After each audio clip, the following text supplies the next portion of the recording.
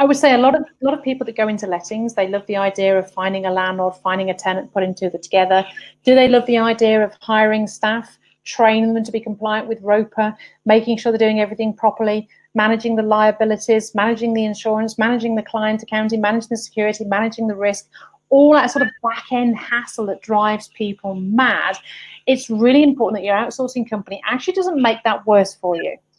They should make that better.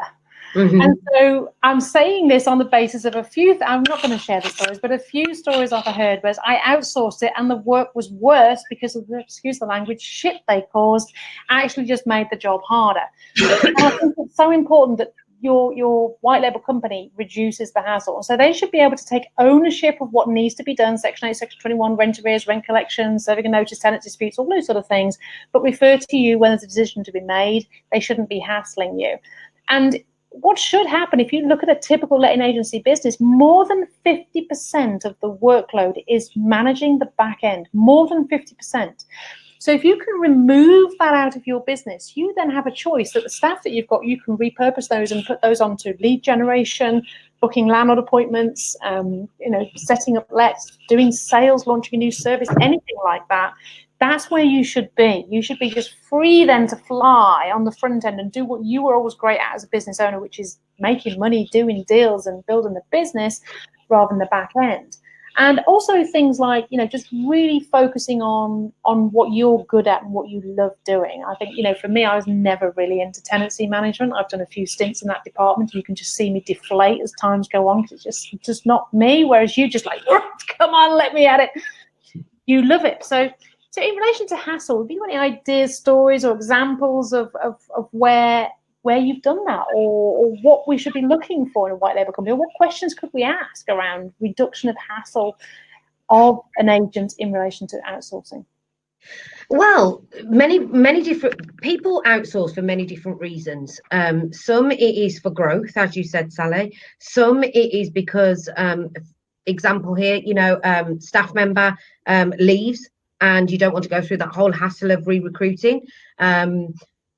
It might be that they want to grow their business, as you said, so it's a growth element. They're really a salesperson and they really want to spend all of their time growing the business. So first and foremost, everybody outsources for different reasons.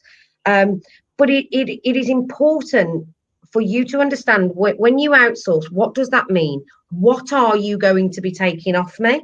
What am I expected to continue to do? Because we've said here, you still need to maintain that relationship with your landlord. So what does that mean? Does that mean that I have to call them every week? Well, no, of course not. So you should be asking your white label company, exactly what is it that you are going to do for me? Exactly what is it that I need to do? And how does that look to you as a percentage? So for example, world, what you should be doing as a business owner, you're saying, well, I don't have to employ staff for that. I don't have to provide premises for that.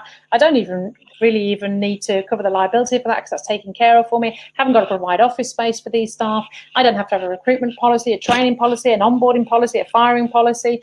I don't have to oversee the liability, the complexity, the management, anything. It's gone. It's totally gone.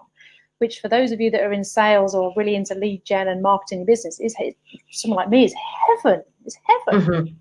But sometimes it's I think outsourcing will become more and more common when ROPA does come in, because that is going to be one of the biggest challenges for our industry to date, because every single person that handles anything at all to do with property, because remember, it's a regulation of property agents, which include auctioneers, sales, lettings, property management, block management, everything. That is where the challenge is going to be, because what are you going to do if you haven't got staff that are qualified?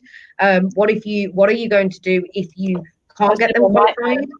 What are you going to do if they are qualified but then they leave? Because these qualified staff are going to become like gold dust, because other agents are just going to start thinking, oh, that one over there is qualified, so what I'll do is I'll just go and offer them a little bit more money, I won't have to train mine. And so outsourcing may appeal to so many more people, because they won't have to worry about as many staff needing to be ROPA qualified.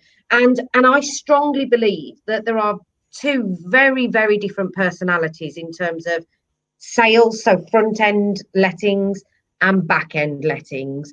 You know, I could, Ali, God bless him, love him so much. He's absolutely great at what he does, wheeler dealer. I couldn't put him in tenancy management. He'd have heart failure.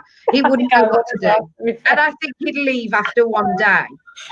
You know, it's just not, it's just different personalities. So I think business hassle reduction as a point that we've made is going to become even more relevant if you don't have to worry about your tenancy management team being ROPA qualified.